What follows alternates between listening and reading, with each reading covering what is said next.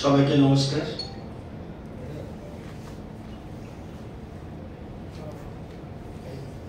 বিদ্যুৎ পরিষেবা প্রদান করা একটা চ্যালেঞ্জিং বিষয়। সামনে দুর্গাপূজা আসছে, দীপাবলি আসছে। এই সময় যেন আলো ঝলমল রাখতে TSECL মানে বিদ্যুৎ নিগম বিভিন্ন প্রস্তুতি নিচ্ছে এবং কিছু গুচ্ছ পরিকল্পনা গ্রহণ করেছে, যাতে পূজার দিনগুলিতে গোটা রাজ্যে যাতে বিরতিহীন বিদ্যুৎ পরিষেবা প্রদান করা যায়। সেই জন্য বেশ কিছুদিন ধরে বেশ কিছু কাজ করছিল TSECL। এটা প্রায় মেরামতের কাজ প্রায় শেষ, 95% কাজ শেষ হয়ে গেছে। সামান্য কিছু বাকি আছে, 2-1 দিনের মধ্যে সেটাও শেষ হবে। রাজ্যে মোট 8টি বিদ্যুৎ সার্কেল রয়েছে। বিদ্যুৎ পরিষেবাকে অক্ষুণ্ণ রাখতে পুজোর সময় মেরামতি কাজ, বিশেষ করে গাছের ডাল কাটা, জঙ্গল পরিষ্কার রাখা, যাতে একটু বাতাসে কোনো সমস্যা না হয়, তার টানা এবং ট্রান্সফরমার মেরামতি করা, খুঁটি ঠিক করা, ট্রান্সফরমার চেঞ্জ করা, এগুলি এবং 33 কেবি লাইন, 11 কেবি লাইন, LT লাইন মেরামত করা, এগুলি সমস্ত আনুষঙ্গিক যন্ত্রপাতি সমস্ত কিছু মেরামত, এগুলি প্রায় 95% শেষ হয়ে গেছে। এবং বিদ্যুৎ গ্রাহকদের সামগ্রিক পরিষেবা বজায় রাখার জন্য আমরা এই যে বিশেষ করে পুজোর সময় মাঝে মধ্যে আমরা একটু বিরতি দিই এবং এই জন্য অ্যানাউন্সমেন্ট করা হয় এবং এতে কিছুটা সময় গ্যাপ থাকে। কোথাও উইদাউট মাইকিং, কোনো প্রচার ছাড়া এরকম গ্যাপ দেওয়া হয় না। আগরতলা শহর সমেত রাজ্যের বিভিন্ন স্থানে ওভারলোডেড, আমি বহুদিন বলছিলাম ওভারলোড, সেগুলি ট্রান্সফরমার ইতিমধ্যে আপগ্রেডেশন করা হয়েছে। বিশেষ করে আগরতলা বেশি ওভারলোড। আগরতলা বেশি ওভারলোড যেটা, এটাকে প্রায় আমরা ট্রান্সফরমার হয় স্ট্রেংথেন করেছি অথবা চেঞ্জ করে দিয়েছি। এছাড়াও আমাদের বর্তমানে তারপরেও আমাদের 475টা ট্রান্সফরমার মজুত রয়েছে। এই দুর্গা পুজোর উপলক্ষে 475টা ট্রান্সফরমার আমরা একদম মজুত করে রেখেছি, যেগুলি চেঞ্জ করতে হয় চেঞ্জ করছি এবং মজুত রয়েছে। এবং পুজোর সময় যত বিদ্যুৎ সাব ডিভিশন আছে এবং 24 ঘন্টার লাগাতার পরিষেবা বজায় থাকবে, এটা আমি আশ্বস্ত করছি। এবং সে লক্ষ্যে কর্মীদের শিফটিং ডিউটিও ব্যবস্থা করা হয়েছে। এবং দুর্গাপুজোর সময় সকল বিদ্যুৎ পরিষেবাতে যুক্ত যত কর্মী আছে সবাই ছুটি বাতিল, সেই আধিকারিক হোক, প্রকৌশলী হোক, সব ছুটি বাতিল করা হয়েছে। এবং আপনারা জানেন বন্যার সময় আমাদের রাজ্যবাসীকে যাতে লাগাতার 24 ঘন্টা পরিষেবা প্রদানের জন্য আমাদের বিদ্যুৎ কর্মীরা কিন্তু অক্লান্ত কাজ করেছে।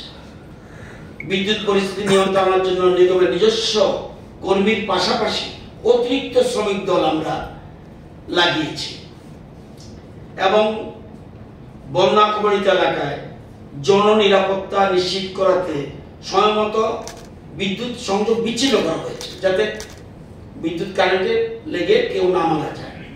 আবার জল যখন নিচে নেমে যায় তার সাথে সাথে এটাকে আমরা নিরাপত্তা ব্যবস্থা খতিয়ে দেখার পর বিদ্যুৎ পুনঃস্থাপন করেছে এবং নিজে রিস্ক নিয়ে বিদ্যুৎ কর্মীরা, সকল স্তরের বিদ্যুৎ কর্মীরা এবার বন্যার সময় অসম্ভব ভালো সার্ভিস দিয়েছে এবং চ্যালেঞ্জিং ডিপার্টমেন্ট, তারপরেও কিন্তু অপরন্ত পরিশ্রম করেছে এবং নাইট ব্যাচও আমরা লাগিয়েছিলাম।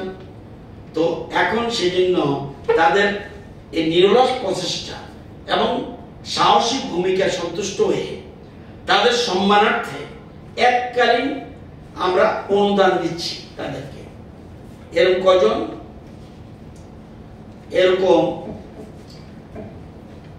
4294 জন, যত কর্মী, জিএম থেকে আরম্ভ করে, এজিএম থেকে আরম্ভ করে, ডিজিএম থেকে আরম্ভ করে, senior manager, PRO, manager, technical, LDC, UDC, helper, peon, store guard, contractual, security guard, sweeping, cleaning, technical assistant, outsourcing DRW, casual staff, চৌকিদার, রক্ষী, সবাইকে আমরা 1700 টাকা থেকে শুরু করে, সবচেয়ে বেশি 1700 টাকা, সবচেয়ে কম 400 টাকা আমরা দুর্গাপুজোর নরমাল অনুদান ছাড়া, শুধু বিদ্যুৎ নিগমে নরমাল অনুদান ছাড়া, যেটা পুজো অনুদান পায়, এছাড়া বিশেষ করে এই বন্যার সময় তাদের অক্লান্ত পরিশ্রমের জন্য তাদেরকে আমরা সবচেয়ে বেশি 1700, তাদের ইয়ে অনুযায়ী ডিজিএম, এজিএম, এরকম অনুযায়ী আজকে রাত্রেই ঢুকে যাবে, কালকে 1 তারিখ তাদেরকে আমরা তাদের নরমাল বেতনের থেকে আলাদা করে দিয়ে দিচ্ছি এবং 4294 জন। এই জন্য ব্যয় হবে 25,52,200 টাকা শুধু এদের জন্য, এই বর্ষার সময় কাজ করার জন্য। তারপরে আপনারা জানেন দীর্ঘদিন একটা পেন্ডিং রয়েছে একটা ইস্যু, যারা সবচেয়ে বেশি কাজ করে আমি মনে করি যে হেল্পারদের, তাদের পদোন্নতি অনেকদিন ধরে আটকে ছিল। এবার আমরা সেটাও ক্লিয়ার করে দিয়েছি। 574 জন হেল্পারকে আমরা এই 2-1 দিনের মধ্যে লাইনম্যান পদে উন্নীত দেওয়ার প্রক্রিয়া চলছে এবং খুব শীঘ্রই এটা হয়ে যাবে এবং 574 জন এরা প্রমোশন পাবেন। তারা যারা হেল্পার 2, যারা হেল্পার, যারা সিনিয়র হেল্পার, তারা জুনিয়র লাইনম্যান হয়ে যাবে, প্রমোশন পেয়ে জুনিয়র লাইনম্যান সব, এবং তাদের গড়ে বেতন 1100 টাকা কমপক্ষে এবং সর্বোচ্চ যারা পূরণ কর্মী 4300 টাকা পর্যন্ত বেতন বাড়বে। যারা সবচেয়ে কম বেতন বাড়বে তাদের 1100 টাকা এবং যারা সবচেয়ে বেতন বাড়বে এটা শুধুমাত্র হেল্পার 2, হেল্পার, সিনিয়র হেল্পার, এদের থেকে যারা লাইনম্যান হবে, জুনিয়র লাইনম্যান, তাদের 1100 থেকে 4300 টাকা বাড়বে এবং 2-1 দিনের মধ্যে তারা এই জব পাবে। এবং আপনারা জানেন পুজোর সময় এবার ওয়েদার ফোরকাস্ট পঞ্চমী দিন, এখন বলছি কিন্তু এটা চেঞ্জ হতে পারে। পঞ্চমী দিন বৃষ্টি দেখা যাচ্ছে, ষষ্ঠী দিন রোদ মেঘলা দুটোই দেখা যাচ্ছে, সপ্তমী দিন বৃষ্টি দেখা যাচ্ছে, অষ্টমী দিন বৃষ্টি দেখা যাচ্ছে, নবমী দিন রোদ বৃষ্টি দুটোই দেখা যাচ্ছে, দশমী দিন ভালো থাকবে। আজকের দিনে যে অবস্থা, লক্ষ্মী পূজার দিন ভালো থাকবে। পরবর্তী সময় টাইম টেবিল আমরা ওয়েদার ফোরকাস্টের উপরে আমরা চলতে হবে, কারণ এর উপরে আমাদের অনেক কিছু নির্ভর করে। আপনারা জানেন যে গতবার দুর্গাপূজায় সবচেয়ে বেশি আমাদের ডিমান্ড ছিল অষ্টমী দিন। আমাদের স্টেটের ডিমান্ড, আমাদের রাজ্যের জন্য ডিমান্ড 311.3 মেগাওয়াট।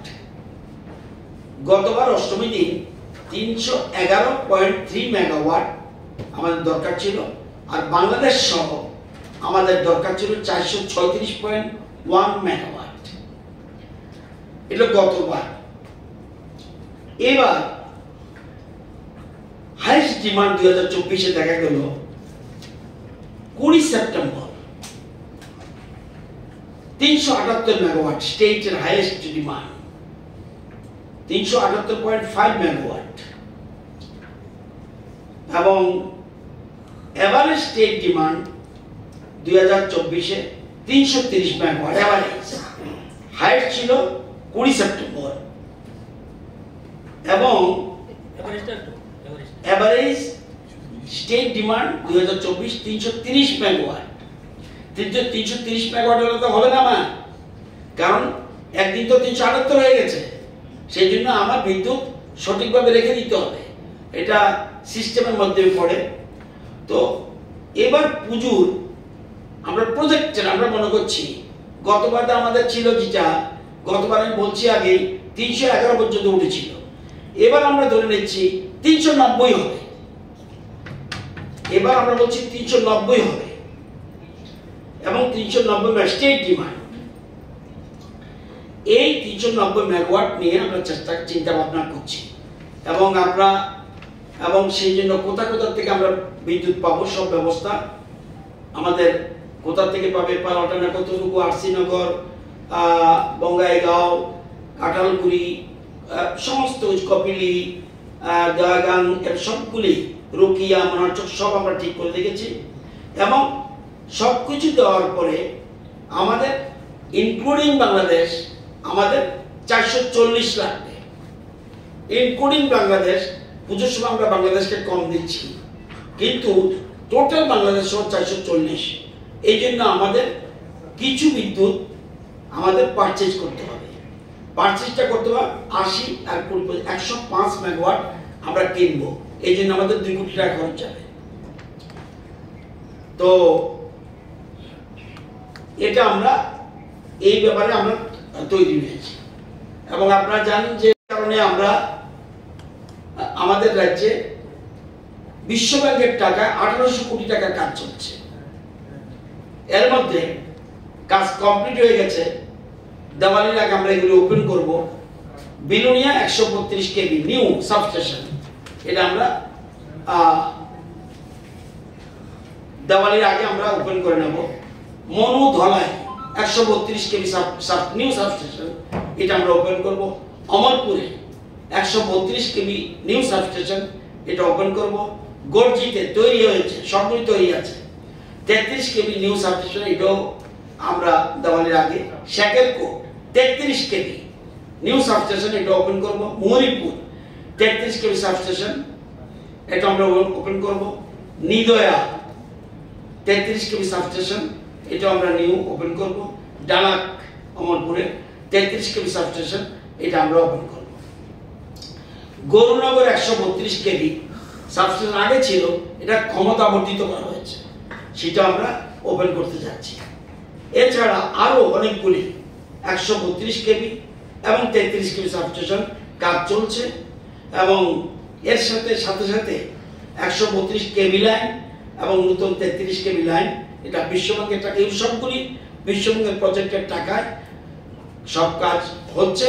এবং যেগুলি বললাম 9টা সাবস্টেশন আমরা দেওয়ালির আগে ওপেন করতে যাচ্ছি।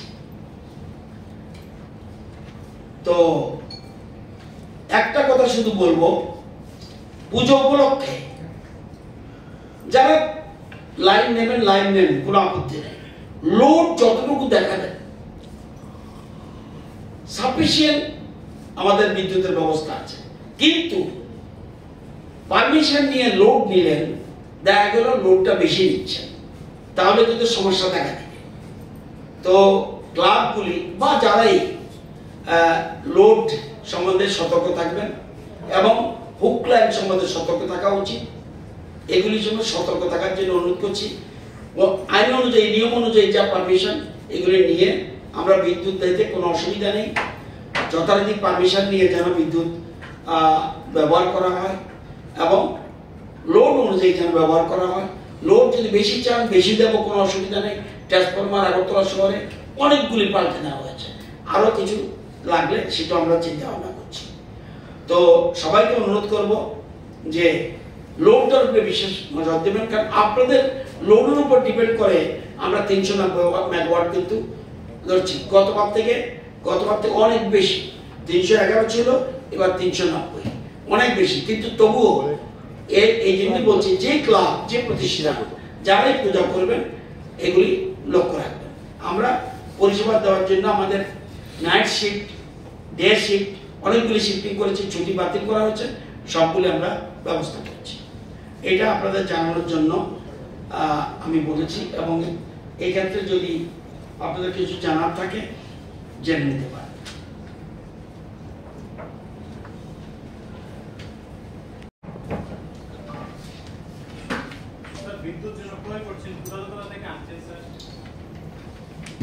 বিদ্যুৎ আমরা ক্রয় করছি না, ক্রয় করব, প্রয়োজন রেডি আছে। বিদ্যুৎ আমরা আনবো পালাটানো ওটিপিসি থেকে। আমরা কোথাও থেকে আগে সেন্ট্রাল শেয়ার পাবো এটা বুঝে নিন আগে। পালাটানো ওটিপিসি থেকে আমরা 115 মেগাওয়াট পাবো, আরসি নগর থেকে আমরা 12 মেগাওয়াট পাবো, বঙ্গাইগাঁও থেকে আমরা 51 মেগাওয়াট পাবো, এটা আমরা সেন্ট্রাল শেয়ার। কাতালগুড়ি থেকে আমরা পাবো 14 মেগাওয়াট, কপিলি 1 থেকে পাবো 8 মেগাওয়াট, কপিলি 2 থেকে পাবো 2.50 মেগাওয়াট, দয়ান থেকে আমরা পাবো নিটকো 4 মেগাওয়াট, এবং আরাঙ্গান্ডি নিটকো 29 মেগাওয়াট, পারে নিটকো 8 মেগাওয়াট, লোকটাক 11.50 মেগাওয়াট। এই 255 মেগাওয়াট আমরা সেন্ট্রাল শেয়ার পাবো। আমাদের নিজস্ব স্টেট শেয়ার রুকিয়া 19 মেগাওয়াট এবং মনারচক নিটকো এটা আমরা পুরোটাই নিই 61 মেগাওয়াট। এডিশনাল পারচেজ যেটা কিনবো বলছি, যদি প্রয়োজন লাগে পালাটানা ওটিপিসি থেকে কিনবো, ক্যামেং থেকে কিনবো, মিজোরাম থেকে কিনবো, এই তিনটা জায়গা কিনবো 80 মেগাওয়াট, আর মার্কেট থেকে বাজার থেকে কিনবো 25 মেগাওয়াট। থ্রো পাওয়ার এক্সচেঞ্জ আমরা যেমন দেই তার আমাদেরকে দেয়, পাওয়ার এক্সচেঞ্জের মাধ্যমে এইসব জায়গা থেকে কিনবো। এই কিনতে গেলে 2 কোটি টাকা লাগবে। বিদ্যুৎ কর্মীদের যারা আছে, তাদের হেল্পার যারা আছে, তাদের একটা অভিযোগ থাকে যে এমন সময় তাদের লোকের অনেক স্বল্পতা আছে। লোকের জানেন না, কিছুদিন আগে আমি প্রেস কনফারেন্স করে দিয়েছি আপনাদেরকে, লোক নেওয়া হয়েছে প্রত্যেক জায়গায়। কিন্তু যখন দেখা যাচ্ছে যে কোনো জায়গা যাওয়া হলে তাদের আপনি বলছেন, বললাম তো লোক স্বল্পতা আছে, কিন্তু কিছু মাসখানেক আগে লোক নেওয়া হয়েছে। সব জায়গাতেই 3 জন 4 জন 5 জন 4 জন কতগুলি সাব ডিভিশন যত আছে সব জায়গাতেই লোকের নিচের দিকে লোক শর্টেজ আছে, এগুলো আমরা করছি। প্রয়োজন বোধে আরো নেব। পুজোতে নিরপেক্ষ, আমরা জানেন গতবার পুজোয় বিউটিফুল সার্ভিস দিয়েছে। কেউ বলতে পারবেন গত পুজোয় কোনো রকম বিদ্যুতের প্রবলেম হয়েছে? কেউ বলতে পারবেন? একজন বলতে পারবেন না। 24 ঘন্টা আমাদের বিদ্যুৎ কর্মীরা একদম অ্যালার্ট হয়েছে। আমাদের 17 টিলার থেকে আরম্ভ করে, টিএসসিসিএল থেকে আরম্ভ করে, টিপিটিএল থেকে আরম্ভ করে সমস্ত জায়গায় অ্যালার্ট, সব ছুটি বন্ধ।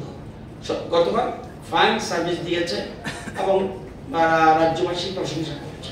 এবার ফ্লাডের সময় অসম্ভব ভালো কাজ করেছে। যারা অনেকে আগরতলা শহরে লাইন কেটে দিতে বলেছে, অনেকের সাথে সাথে কেটে দিয়েছে, আবার জল কমার সাথে তুলে দিয়েছে। এটা চ্যালেঞ্জিং, আমি শুরুতেই বলছি it is challenging department.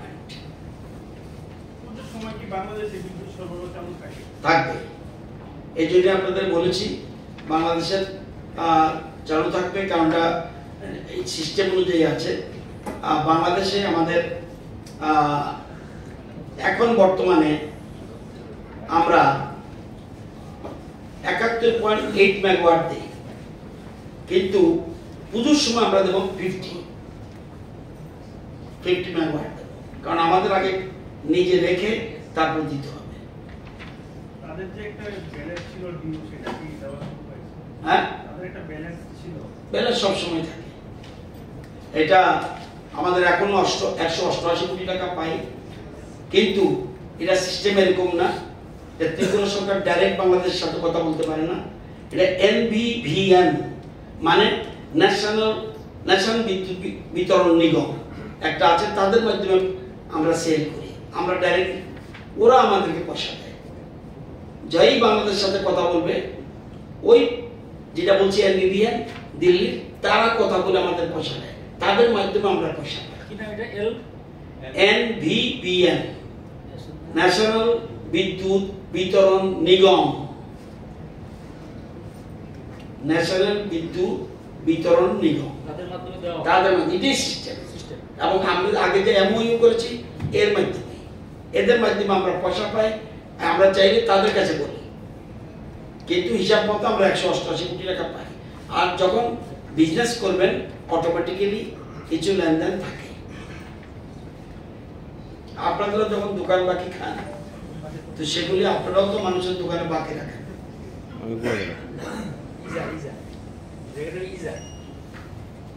Sir, সম্প্রতি আপনি রিনিউয়েবল এনার্জি নিয়ে একটা সামিট হয়েছিল, প্রধানমন্ত্রী উপস্থিত ছিলেন। রাজ্যের ক্ষেত্রে কি ধরনের প্রাপ্তি হয়েছে? প্রাপ্তি না, এর মধ্যে অনেকে যোগাযোগ করেছে। আমরা সেখানে বলছি একটা টার্গেট 2030-এর মধ্যে আমরা 815 মেগাওয়াট আমরা প্ল্যানিং নিচ্ছি 2030-এর মধ্যে যেন করার জন্য। এর মধ্যে আমরা সোলার উপর ডিপেন্ড করছি, এবং এটা টোটাল গ্রিন এনার্জি, সোলার, তারপরে আমরা ওই যে পাম্পিং এর মাধ্যমে যেটা লং টাইমে আমরা চিন্তা করছি, ওইটা করছি আমরা। এগুলি 815 মেগাওয়াট আমরা প্ল্যানিং এ আছে 2030-এর মধ্যে। এর মধ্যে বিভিন্ন সংস্থা সোলার পার্ক করার জন্য এগিয়ে আসছে। তারা আসলে আমরা তাদেরকে, এবং এটা প্রাইম মিনিস্টার ড্রিম প্রজেক্ট, আমরা সেই জন্য এটাকে প্রায়োরিটি দিচ্ছি। এবং প্রথম আমরা প্ল্যান নিচ্ছি ত্রিপুরা রাজ্যের যত সরকারি বিল্ডিং, সবগুলি বিল্ডিংয়ে আমরা সোলার প্লেট লাগিয়ে দেব, যাতে বিদ্যুৎ অনেকটা, সেটাও আমাদের একটা ব্যাপার আছে। আর বাড়িঘরেও আমাদের প্ল্যানিং রয়েছে। এটার সবটার মাধ্যমে আমাদের হিসাব করে দেখেছি যে আমরা 2030-এর মধ্যে এতটুকু করতে পারবো। না, সোলার পার্ক আমাদের রাজ্যে বর্তমানে নেই, একমাত্র ওই রুকিয়ার একটা আছে। সংস্থার সাথে চুক্তি বড় কিছু একটা না, চুক্তি ছিল এনএসপিসি, যেটা আমরা পাম্প সিস্টেম, যেটা আমরা ধলাই ডিস্ট্রিক্টে যেটা